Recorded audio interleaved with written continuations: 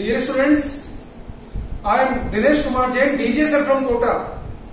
My channel Meditrack Kota. आज मैं आपको रेडियो एक्टिविटी चैप्टर पढ़ाने जा रहा हूँ। नीट पॉइंट ऑफ व्यू से रेडियो एक्टिविटी का जो चैप्टर है बहुत ही इंपॉर्टेंट चैप्टर होता है। चैप्टर बहुत आसान है। चैप्टर से क्या है कि क्वेश्चन में मार्क्स लाना बहुत इजी है और हर साल नॉर्मली एक क्वेश्चन क्या है कि इस चैप्टर में से क्या है कि पूछा जाता रहता है। तो देखते हैं इस चैप्टर के अंदर क्या है कि खास बातें क्या क्या है। अगर आपने आज का क्या है कि वीडियो बराबर सुना तो जहां तक क्या है कि मैं लेक्चर बताऊंगा, आज मैं आपको क्या है कि इसके बेसिक्स बताऊंगा। ये बेसिक्स आपके क्या है कि 100% गारंटी से पूरे क्लियर हो जाएंगे। तो देखते हैं रेडियो एक्टिविटी क्या है। ये जो डेफिनेशन लिखी हुई है, ये डेफिनेशन खुद अपने आप में क्या है कि सफिशिएंट है रेडियो एक्टिविटी के प्रोसेस को समझाने के लिए। तो पहला वर्ड लिखा हुआ है यहाँ पे सेल्फ। सेल्फ का क्या मीनिंग है? Radioactivity is a natural process, it is not a artificial process, it is a self activated phenomenon by making any physical or chemical change. We can not change the process of radioactivity, we can neither increase nor decrease the rate of radioactivity. ये जो process है शुरू में क्या है, इसको Henry बेकेरेल ने discover किया था। तो रेडिएशन का नाम यहाँ पे क्या है कि बेकेरेल रेडिएशन भी होता है। और बाद में यहाँ पे क्या है कि एक हाईली रेडियोएक्टिव एलिमेंट रेडियम की डिस्कवरी हुई थी, जिसकी रेडियोएक्टिविटी, जिसकी एक्टिविटी यूरेनियम की एक्टिविटी की अप्रोक्सीमेटली 10⁵ टाइम्स होती है। तो देखिए नेक्स्ट वर्ड यहाँ पे आता है स्पॉन्टेनियस प्रोसेस। स्पॉन्टेनियस का मीनिंग है रैंडम। रैंडम वर्ड से हमारा क्या मीनिंग है? देखिए यहां पर आपको क्या है कि इमेजिन करिए एक रेडियो एक्टिविटी का सैंपल दिखा रखा है। जैसे आप सब ये बात जानते हैं, ये सोचो कि ये इंडिया का सैंपल है। इमेजिन करिए इंडिया में मान लीजिए क्या है कि यहाँ पे क्या है कि 125 करोड़ लोग हैं। इन 125 करोड़ लोगों में प्लानिंग कमीशन के अकॉर्डिंग अगर हम बात करें तो प्लानिंग कमीशन का क्या है कि मेंबर आपको क्या बोल सकता है कि हर साल इंडिया की क्या है कि एक सर्टेन डेथ रेट होगी। ये वो बोल सकते हैं अप्रोक्सीमेट, यही बोल सकते हैं। यहाँ पे वो क्या है कि प्लानिंग कमीशन के मेंबर उनकी स्टेटिस्टिकल रिपोर्ट के बेस पे क्या बोल सकते हैं कि क्या पे इंडिया में अगर 125 करोड़ लोग हैं तो अप्रोक्सीमेटली ये डेथ रेट होगी। इसके अकॉर्डिंग इंडिया में अप्रोक्सीमेटली हर साल कितने लोग मारे जाएंगे। लेकिन प्लानिंग कमीशन का कोई भी मेंबर ये बात नहीं बोल सकता कि इस डेथ रेट के क्या है परसेंटेज में कौन से व्यक्ति का क्या है कि नंबर कब आएगा। ये बात चांस की बात है, जो प्रोबेबिलिटी से गवर्न होती है, जो क्वांटम मैकेनिक्स समझाती है, जिसको न्यूटन की मैकेनिक्स नहीं समझा सकती है। तो देखिए बिल्कुल यही बात यहाँ पे क्या है कि रेडियो एक्टिविटी होती है। रेडियो एक्टिविटी क्या है कि यहाँ पर हमें मालूम है कि रेडियोएक्टिव सैंपल जो भी होगा इसकी सर्टेन डिसइंटीग्रेशन रेट होगी। इस सैंपल में जितने भी न्यूक्लियस प्रेजेंट है एक सर्टेन रेट से क्या है कि न्यूक्लियस का डिसइंटीग्रेशन होगा। लेकिन जैसा मैंने अभी आपको बताया, ठीक वही बात अच्छी तरह सुन लीजिए, समझ लीजिए, बड़ी इंपॉर्टेंट बात है। The decay or disintegration of a particular nucleus present in a given radioactive sample is a independent process. The decay of a particular nucleus present in a radioactive sample has no relation with the decay of other nuclei present in the radioactive sample.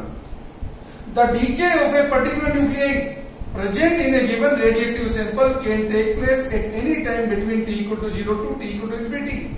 किसी particular nuclei का disintegration कब होगा? It is a matter of chance. ये t equal to 0 से t equal to infinity के बीच में कभी भी हो सकता है, इसे कोई नहीं बता सकता। लेकिन ये बात गारंटेड है कि सैंपल में जो न्यूक्लियस प्रेजेंट है उनमें से क्या है कि डिसइंटीग्रेशन चलता रहेगा। और इस डिसइंटीग्रेशन की वजह से क्या होगा? सैंपल का मास कम होता रहेगा। ये भी बात याद रखिए, यहाँ पे दो वर्ड है डीके एंड डिसइंटीग्रेशन। तो यहाँ पे ज्यादा एप्रोप्रिएट वर्ड है रेडियोएक्टिविटी में डीके, डिसइंटीग्रेशन नहीं। डिसइंटीग्रेशन का मतलब क्या होता है? आपने कोई एप्पल लिया और एप्पल को क्या है कि आपने ऊपर से कट कर दिया, इसको बोलते हैं डिसइंटीग्रेशन। ठीक है। डीके का मतलब क्या है? जैसे शराब की फैक्ट्री में आपने कोई एप्पल डाला, उस एप्पल का क्या है कि धीरे धीरे वो एप्पल क्या है कि सड़ता जा रहा है, इसको बोलते हैं डीके। तो यहाँ पे क्या है कि एप्रोप्रिएट वर्ड क्या है? डीके।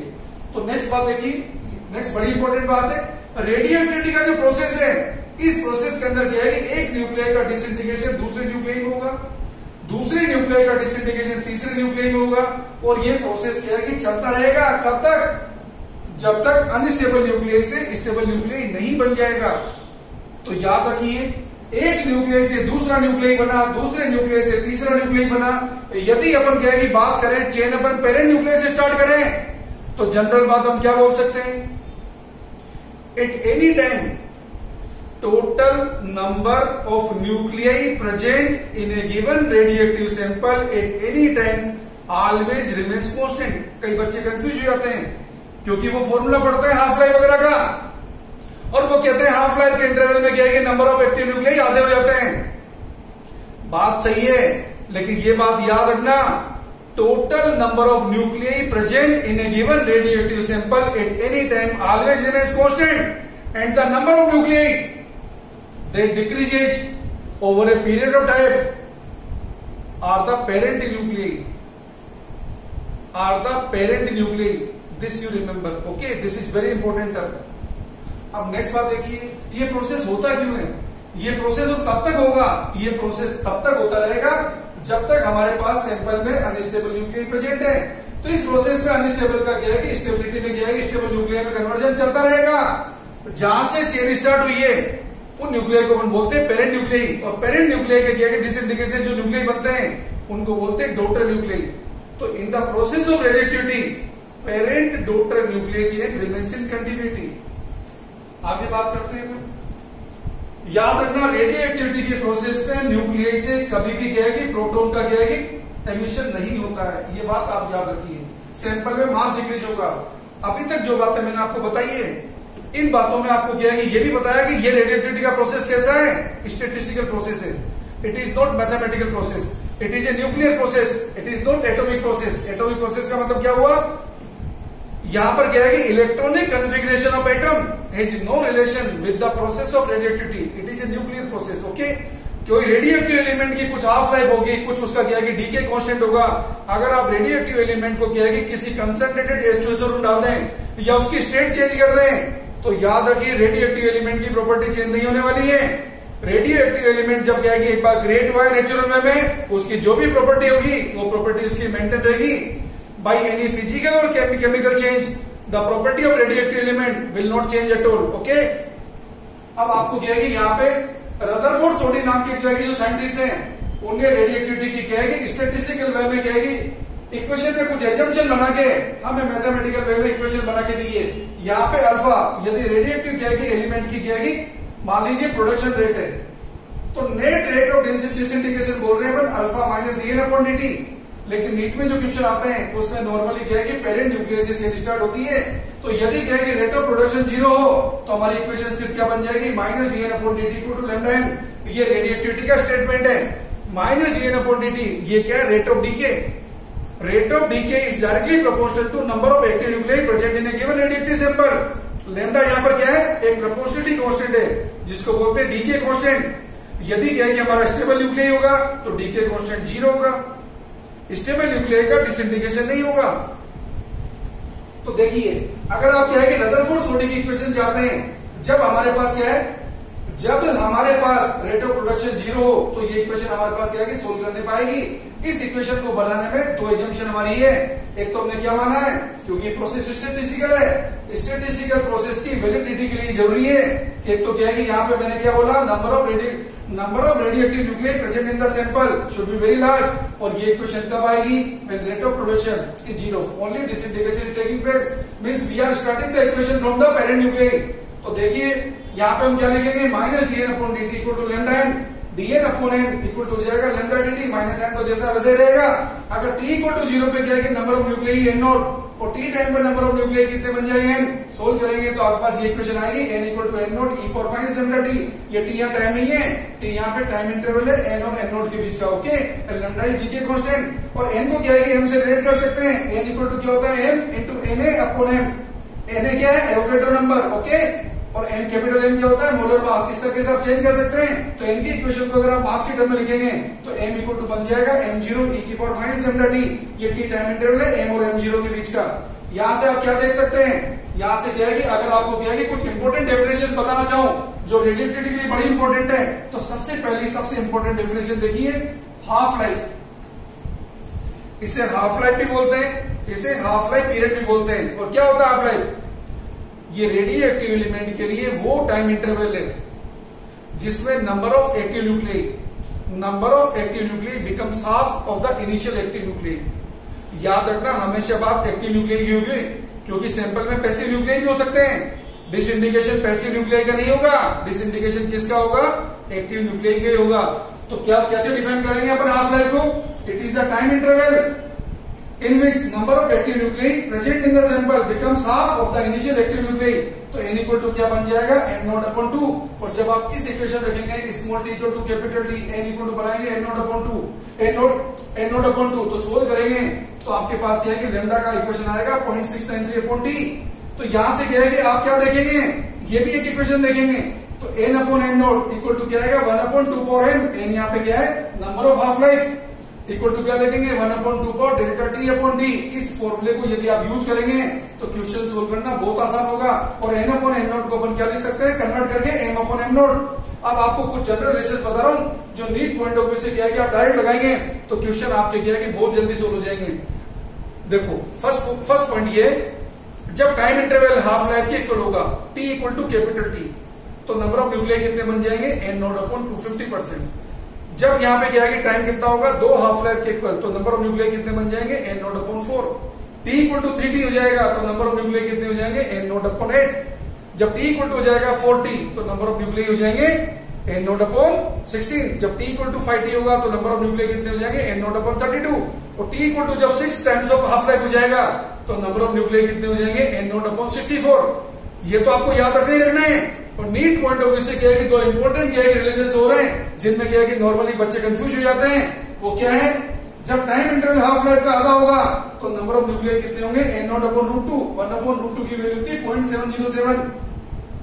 तो number of active nuclei left कितने बन जाएंगे? 70.7% ऑफ इनिशियल एक्टिव न्यूक्लियाई। और जब टाइम इंटरवल क्या है कि हाफ लाइफ का 1/4 होगा, इसे सोल्व करने में बच्चों को बहुत डिफिकल्ट आती है। तो आप इसे डायरेक्ट याद रखना, number of active nuclei becomes approximately equal to 84% of the initial active nuclei. अब देखो आपको क्या है, छोटा सा क्वेश्चन पूछ रहा हूं जिसमें कई बच्चे कंफ्यूज होते हैं, क्योंकि डेफिनेशन क्या पढ़ी है, हाफ लाइफ पीरियड क्या होता है? ये वो टाइम इंटरवल है जिसमें नंबर ऑफ एक्टिव न्यूक्लियाई कितने होते हैं? 50%। एक रेडियो एक्टिव एलिमेंट देगा जिसमें इनिशियली क्या है कितने न्यूक्लियाई? 100।